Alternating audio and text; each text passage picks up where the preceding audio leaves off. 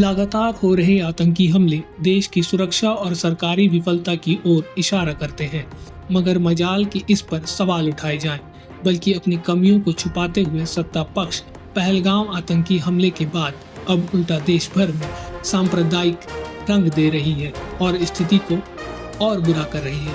22 अप्रैल को जम्मू कश्मीर के पहलगाम में आतंकियों ने एक बार फिर वहशियाना खूनी खेल खेला। पहलगाम में मिनी स्विट्जरलैंड के नाम से प्रसिद्ध खूबसूरत घास के मैदान बैसरन में 4 आतंकियों ने 28 लोगों को उनके नाम और धर्म पूछ कर मौत के घाट उतार दिए और 20 से ज्यादा लोग आतंकियों की गोलियों से घायल हुए। घाटी में जहां तहां लाशें ही लाशें नजर आने लगी। चंद मिनट पहले जो हरा भरा मैदान घुड़सवारों की मौज मस्ती, बच्चों की किलकारियों और महिलाओं की हंसी से गुलजार था, वह गोलियों की तड़तड़ाहट, घायलों की चीखों चित्कारों और औरतों बच्चों के करुण रुदन से थरथरा उठा। आतंकियों ने अपने खूनी मंसूबों को अंजाम देने के लिए एक ऐसा दिन चुना था जिस दिन प्रधानमंत्री मोदी 2 दिन के दौरे पर जद्दा पहुंचे थे और अमेरिका के उपराष्ट्रपति JD वेंस अपनी पत्नी उषा और तीनों बच्चों के साथ भारत आए हुए थे। वेंस इस घटना के वक्त जयपुर में मौजूद थे।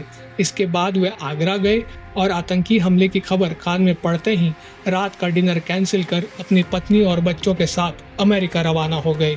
कितनी शर्म की बात हुई, मेहमान के रूप में अमेरिका से आए वेंस हो या कश्मीर में देश दुनिया से आए पर्यटक, वे जब अपनी और अपने जान की डर से घाटी छोड़कर भागे, यह दृश्य कतई अच्छा नहीं था। मगर इस आतंकी हमले ने बता दिया कि कश्मीर में कुछ भी ठीक नहीं है। मोदी सरकार के सब कुछ ठीक होने के दावे सिर्फ झूठे जुमले हैं। इससे पहले हुए आतंकी हमले या तो सेना पर हुए या स्थानीय नागरिकों पर, मगर इस बार के आतंकी हमले ने पूरे देश में अपनी दहशत पहुंचा दी है। जिस समय यह हमला हुआ उस समय बैसरन में 2000 पर्यटक मौजूद थे। इतनी बड़ी तादाद में जहां पर्यटक मौजूद हो, वहां एक भी सुरक्षा कर्मी का ना होना राज्य सरकार और केंद्र सरकार दोनों को सवालों के कटघरे में खड़ा करता है। जहां एक दिन में 2-2 हजार सैलानी घूमने के लिए आते हो, वहां सुरक्षा का कोई इंतजाम ना होना बड़े आश्चर्य की बात है। बैसरन में 20 मिनट तक गोलीबारी होती रही और एक भी सुरक्षा कर्मी निकलकर सामने नहीं आया।